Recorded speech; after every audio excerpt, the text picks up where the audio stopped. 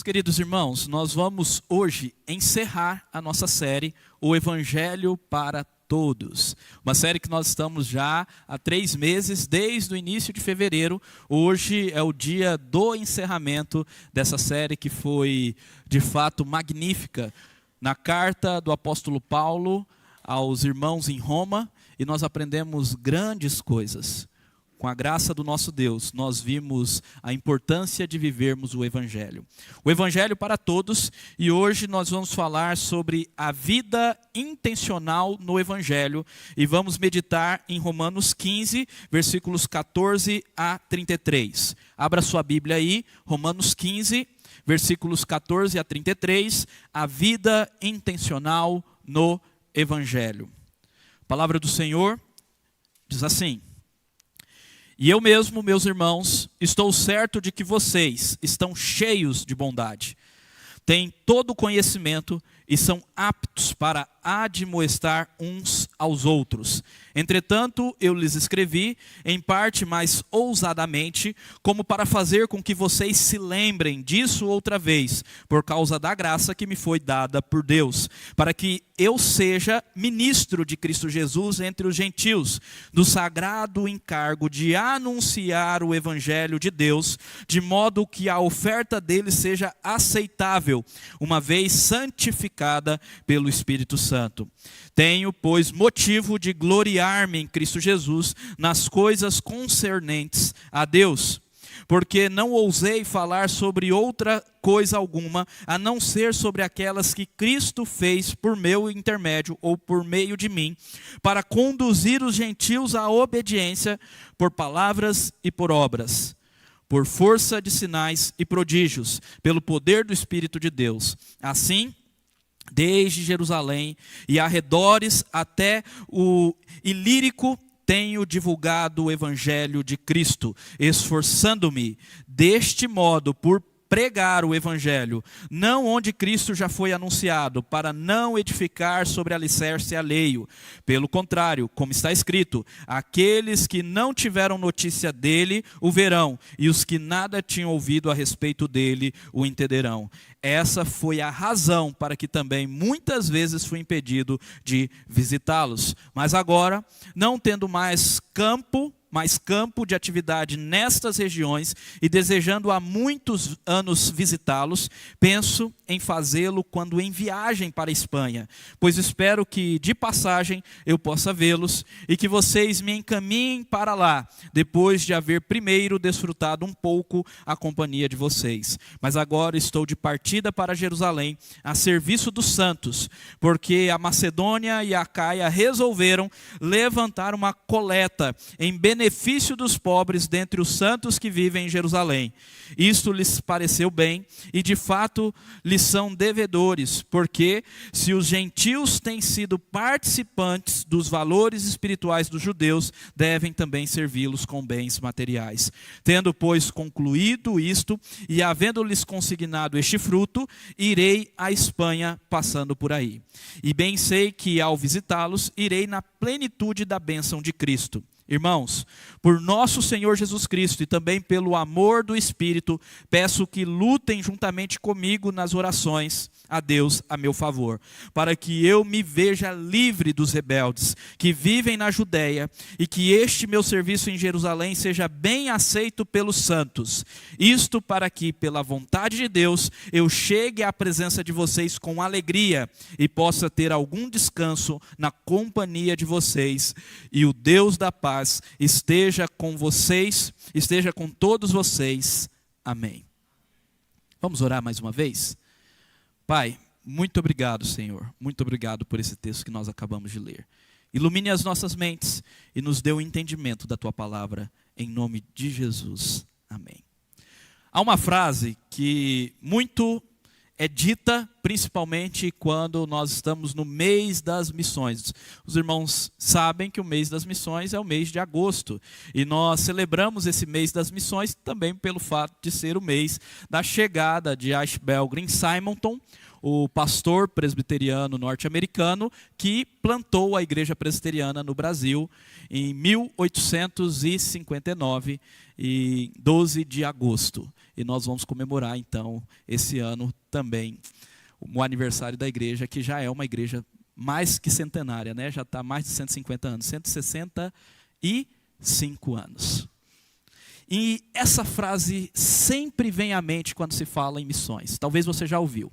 Missões se faz com os pés dos que vão, com os joelhos dos que oram e com as mãos dos que contribuem. Já ouviu essa frase? Os pés dos que vão. O próprio texto de Romanos diz que quão formosos são os pés daqueles que anunciam o evangelho. São pés sujos. Porque naquela época os anunciadores do evangelho tinham que viajar longas distâncias no chão, no pó, pés sujos, mas são formosos. Quão formosos são os pés? Os pés dos que vão, o joelho dos que oram e as mãos dos que contribuem. Esses três elementos nós temos nesse texto, e eu quero mostrar esses três elementos no texto. E nós vamos falar nessa temática, a vida intencional no Evangelho. Agora eu quero lembrar os irmãos algo que eu já disse, que o tema deste ano da nossa igreja é uma igreja intencional. E esse tema está inspirado, ou foi inspirado, na nossa visão de igreja. Há 2 anos nós mudamos a nossa visão de igreja, e nessa visão nós colocamos as seguintes palavras. E essa visão é como uma foto do futuro, que deve produzir paixão em nossos corações. É aquilo que nós estamos perseguindo, correndo atrás, lutando para alcançar com a graça do nosso Senhor Jesus Cristo. Claro que é do homem o planejar, e a resposta certa vem sempre dos lábios do Senhor. E a visão nossa é a seguinte: ser uma comunidade cristã sediada em Goiânia, por isso estamos lutando com respeito à nossa sede, e está sublinhado aí a parte da onde nós tiramos o tema deste ano. Ser uma comunidade de discípulos. Todo cristão é discípulo. De discípulos que vivem o evangelho intencionalmente em todos os seus relacionamentos e se comprometem com a glória e missão de Deus no mundo, tendo sempre suas portas abertas para proclamar as boas novas de Cristo Jesus. Esse é o nosso alvo, ser uma comunidade, ser uma igreja, ser uma reunião, ser uma assembleia de discípulos, não de membros. O membro dá trabalho, discípulo multiplica, discípulo investe na vida de outro, discípulo evangeliza, discípulo luta pela obra do Senhor. Então somos uma comunidade de discípulos que vivem o evangelho intencionalmente. A pergunta é: como viver o evangelho intencionalmente? Isso nós vamos ver ao longo do ano e principalmente no mês do nosso aniversário, que é o mês de setembro. Mas esse texto já nos traz uma palhinha disso, de maneira extraordinária. E eu quero só lembrar os irmãos um pouco do contexto, para entrarmos então no texto e vermos 3 coisas que Paulo já nos mostra sobre essa vida intencional no Evangelho. Primeiro, o contexto. Romanos se divide em 2 partes. Nós já temos visto isso e eu já falei isso algumas vezes. A primeira parte, exposição doutrinária do Evangelho, foi a parte que nós gastamos mais tempo nesta série e aprendemos sobre o Evangelho maravilhoso do nosso Senhor Jesus Cristo. E a segunda parte, aplicações práticas do Evangelho, que vai do capítulo 12 até o capítulo 16. E nessa parte nós também nos detemos no domingo passado e aprendemos que nós precisamos entregar tudo a Deus. Esse é o grande ponto do sermão da semana passada. Na segunda parte, Paulo nos exorta a dedicar toda a nossa vida, tudo que somos e temos ao Senhor em adoração, como sacrifício ao Senhor, santo e agradável, inclusive os dons que Ele nos deu. Os dons não são nossos, Ele nos deu para que nós dediquemos a Ele. Bateria, o João Neto estreando na bateria, né? O Wade e o Danilo trocando ali baixo e violão, né? O Valdir no teclado, e por aí vai, não só nos instrumentos aqui, mas dons também no cuidar de criança, na transmissão, olha lá o Paulo lá transmitindo, e por aí vai.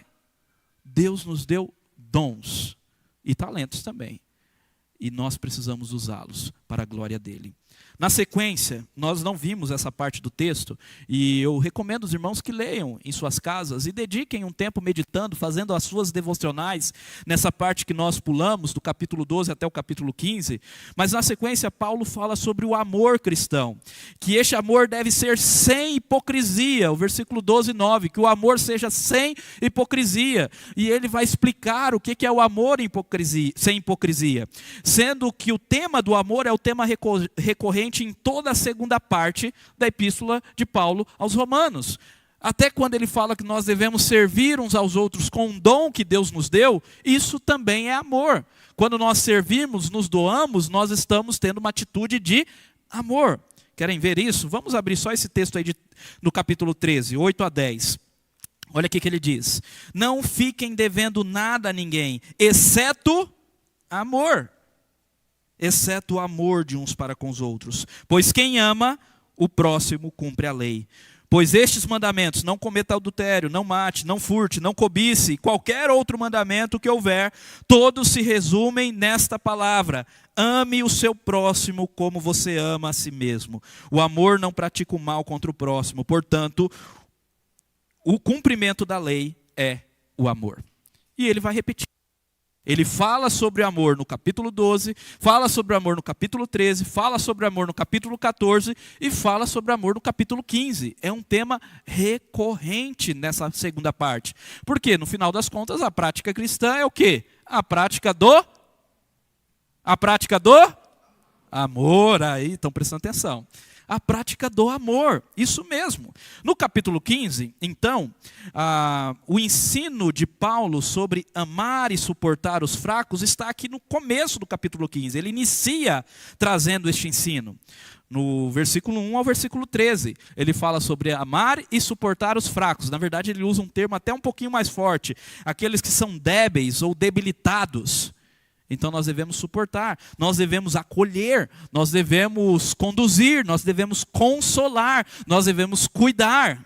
O suporte aqui não é suportar assim eu já expliquei isso aos irmãos. Suportar na Bíblia não é assim, eu tenho que suportar esse irmão. Não, é ser suporte, é ser ombro. É como se você desse o seu ombro para carregar. Você está sendo o suporte, está suportando. Entenderam? Suportar uns aos outros. Isso é amor. E então ele entra no texto que nós lemos agora. Ele encerra mostrando a sua intenção. O capítulo encerra mostrando a intenção de Paulo ao escrever essa carta aos Romanos, que é o avanço do Evangelho. Paulo tinha um propósito apenas, o avanço do Evangelho. Em todas as suas epístolas nós podemos tirar esse propósito. Paulo ele era comprometido com o Evangelho e comprometido com o avanço do Evangelho em todo o mundo. E por isso ele escreve a epístola aos Romanos. E dessa forma ele nos mostra essa vida intencional no Evangelho. E é o que nós vamos meditar a partir de agora. Observem comigo aí o versículo 13. O versículo nós não lemos. O texto diz: E o Deus da esperança encha vocês de toda alegria e paz na fé que vocês têm, para que sejam ricos de esperança no poder do Espírito. Esperança no poder do Espírito, alegria e paz, fé. Paulo fala de várias coisas, falando para que Deus abençoasse os irmãos na prática do amor. Por isso que ele inicia no versículo 14, elogiando a igreja, dizendo que essa igreja está apta para amar. Ele diz: E eu mesmo, meus irmãos, estou certo de que vocês estão cheios de bondade. Bondade é o amor. Vocês estão cheios de bondade, vocês estão prontos, aptos, pelo poder do Espírito Santo, não pela força de vocês, a amarem. Contudo, aí ele vai explicar por que ele escreveu. É o entretanto. Então ele elogia a igreja, ele sabe que a igreja está apta para amar, e por isso que ele está escrevendo essas coisas. Ele sabe que a igreja é revestida do poder do Espírito, mas ainda assim ele vai explicar o seu propósito de escrita. E nós tiramos aqui algumas coisas muito importantes. A vida intencional no Evangelho. E a primeira coisa, a vida intencional no Evangelho visa alcançar vidas para Deus através da evangelização. O visa aqui, esse visa, eu quero que vocês entendam como tem intenção de. Entenda essa palavra como intencionalidade. Então visa, tem intenção de, tende a. Então é isso que eu quero dizer, porque nós estamos buscando uma vida intencional. E se você é crente, se você é do Senhor, isso daqui tem que estar na sua intencionalidade. Você tem que visar isso, você tem que tender para isso, você tem que ter como propósito isso, desejar isso. E se você não deseja isso ainda, deve se arrepender e voltar para o propósito, porque nós fomos chamados para isso. Não existe um cristão que não foi chamado para isso. Não é porque Paulo era apóstolo que ele era obrigado a fazer isso. Não é porque eu sou pastor que somente eu que tenho que fazer isso. Toda a igreja é chamada a viver uma vida de evangelização. Então a nossa vida deve alcançar vidas para Deus através da evangelização. Olha só o que Paulo diz. Versículo 14 nós já lemos. Versículo 15. Entretanto, ele está explicando, eu lhes escrevi, em parte mais ousadamente, como para fazer com que vocês se lembrem disso outra vez, por causa da graça que me foi dada por Deus. Qual é a graça que foi dada por Deus a Paulo? Lembra que ele falou lá em Romanos 12 sobre os dons?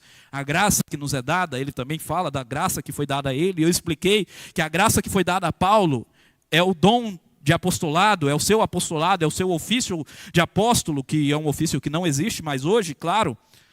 Ele era um líder da igreja e por isso ele diz, a graça que me foi dada, qual é? Que eu seja ministro de Cristo entre os gentios. Ministro, servo do Senhor. O termo ministro aqui é o termo que deriva a palavra liturgo.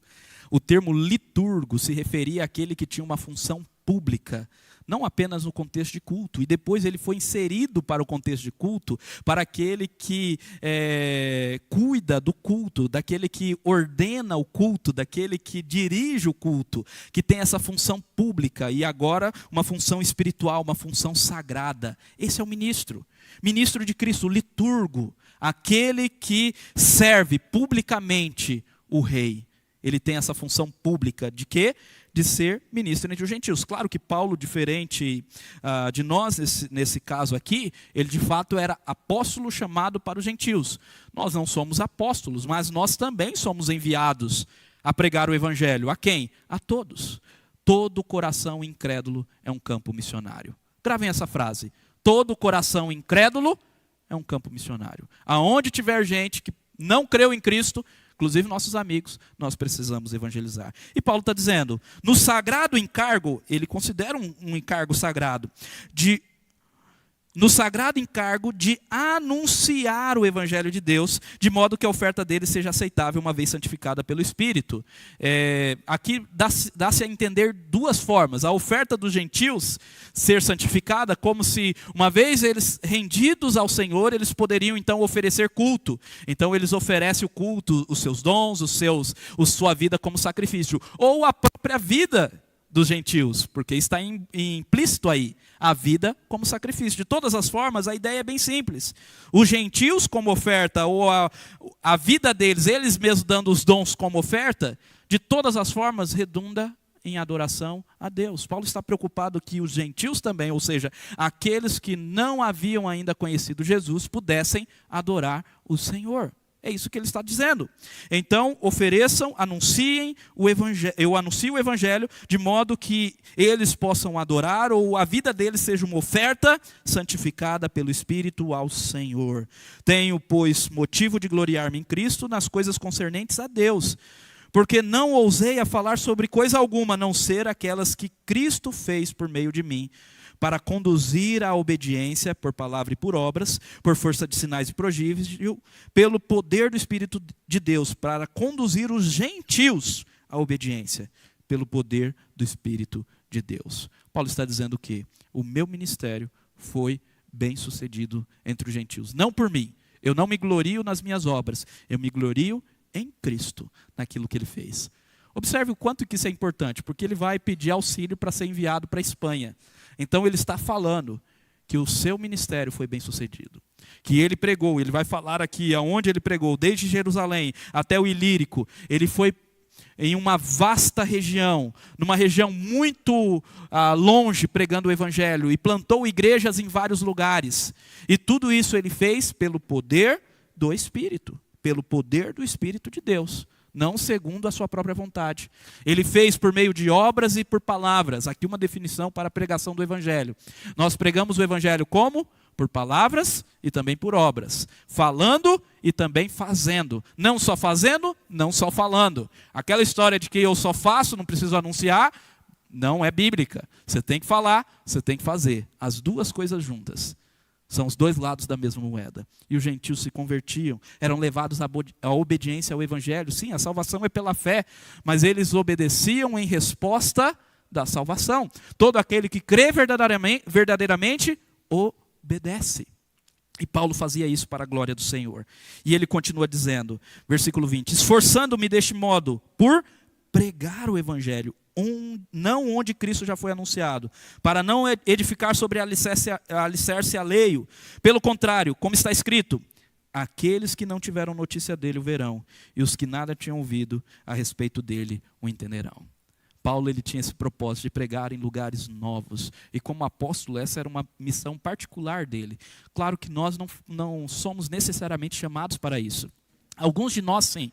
Aqueles que são levantados para serem missionários em locais onde ainda não se foi pregado o evangelho, amém. Como, por exemplo, o nosso irmão Paulinho, que está lá entre os refugiados. Está pregando o evangelho em um lugar hostil.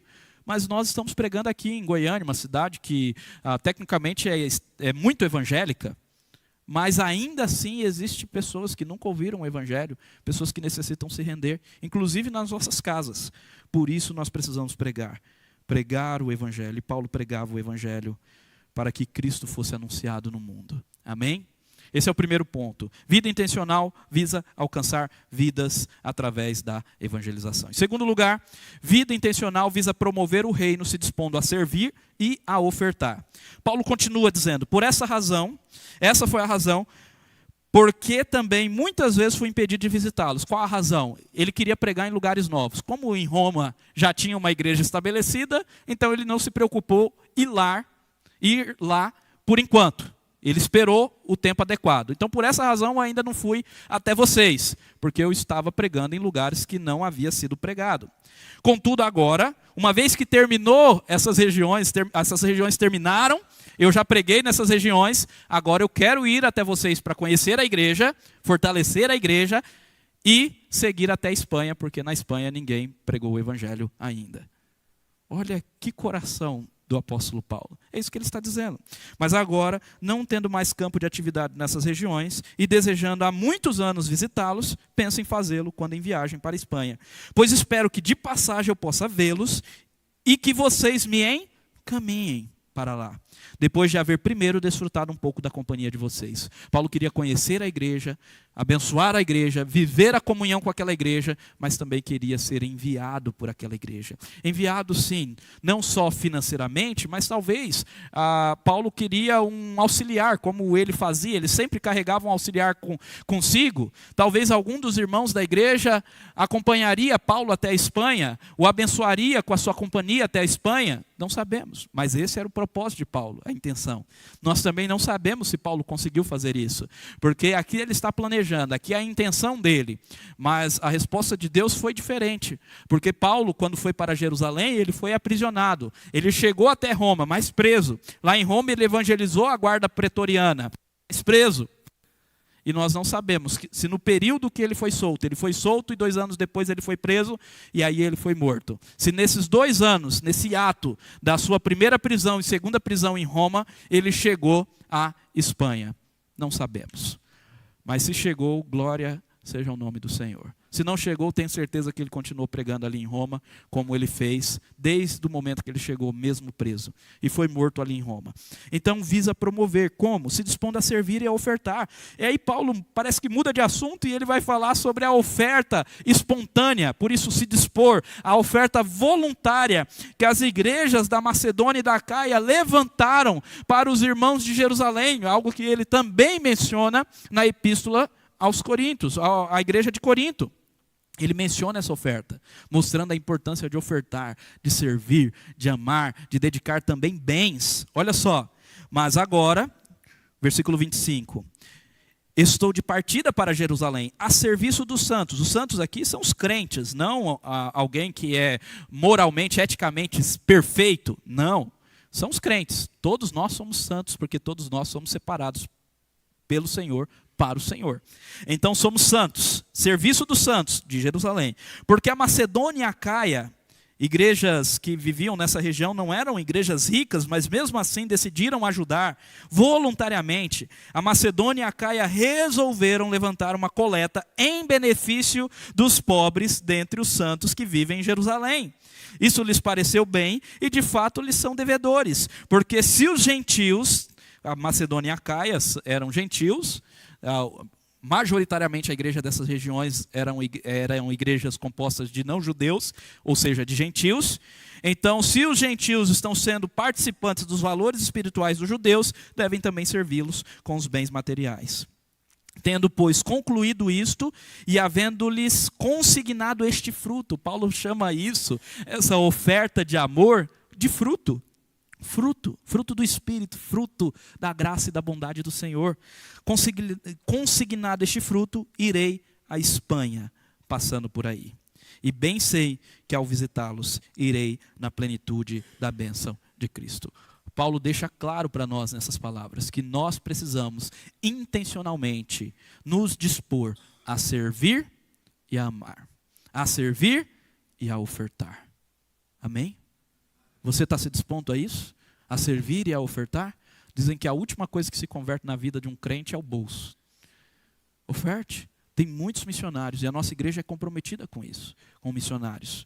Oferte em nome de Jesus. Em terceiro lugar, visa lutar nas orações. E eu coloquei dessa forma para combinar com o texto aqui, porque Paulo coloca aqui no plural. Então, visa lutar nas orações a favor do avanço do Evangelho. Olha só o que o texto continua dizendo. Irmãos, por nosso Senhor Jesus Cristo e também pelo amor do Espírito, por Cristo e pelo Espírito Santo, por favor, Paulo pede, lutem juntamente comigo nas orações, não só numa oração, nas orações, em todas as orações, lutem juntamente comigo a meu favor. E aqui, por que a meu favor eu coloquei avanço do Evangelho? Porque orar por um apóstolo é orar pelo avanço do Evangelho naquela ocasião.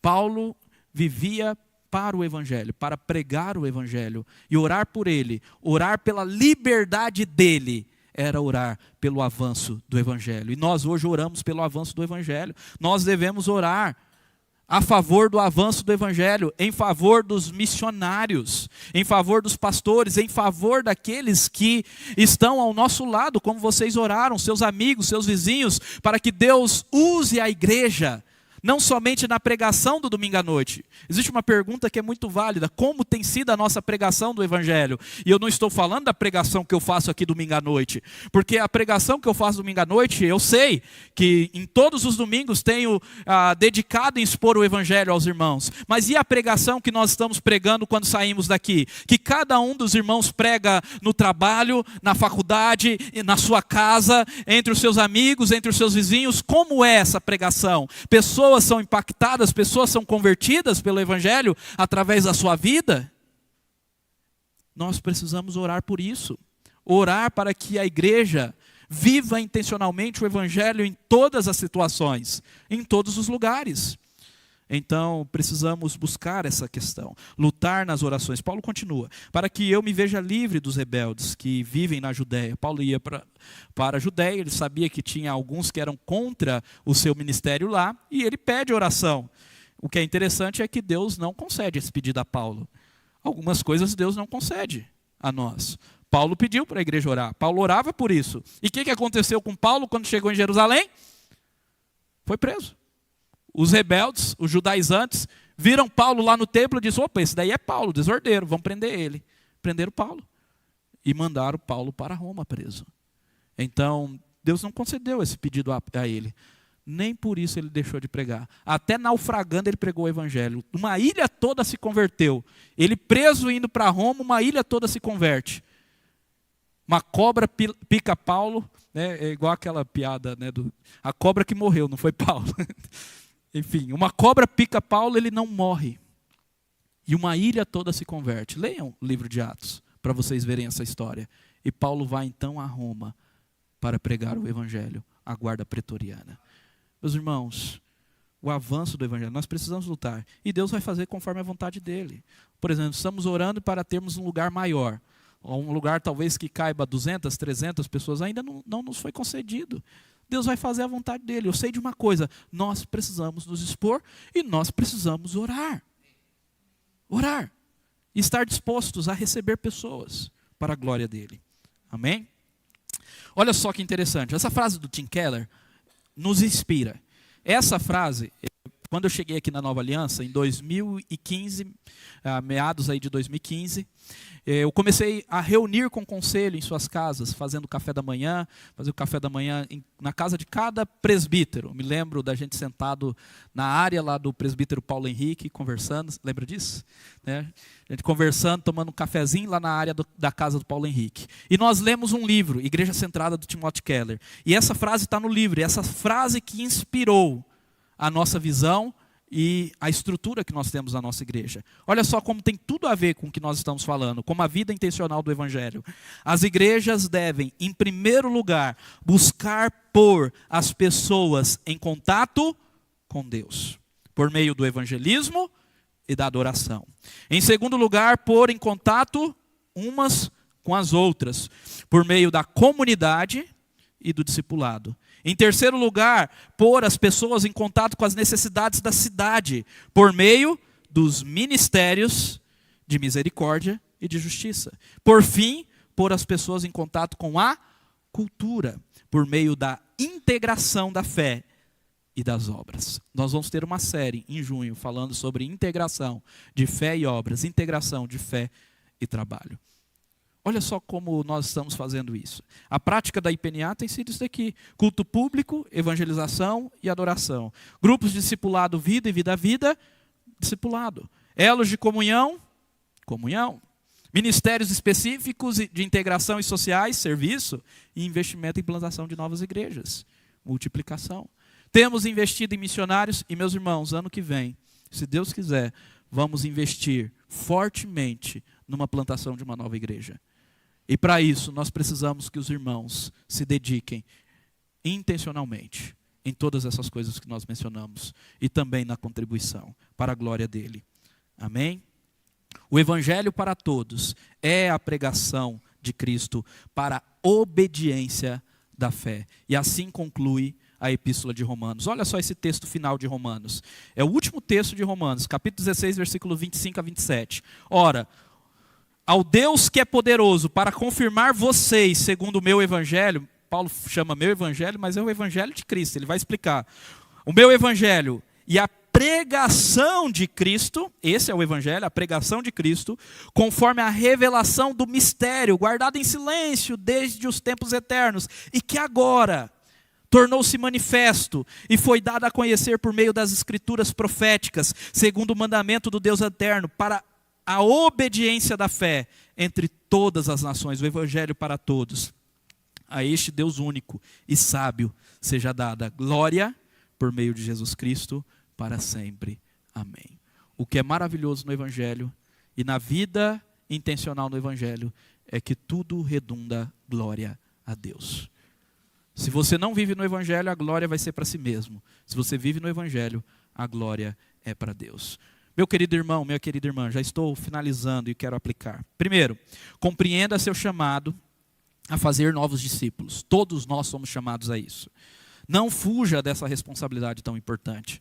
Viva de forma intencional para Cristo. Em nome de Jesus. Pense aí agora 3 nomes.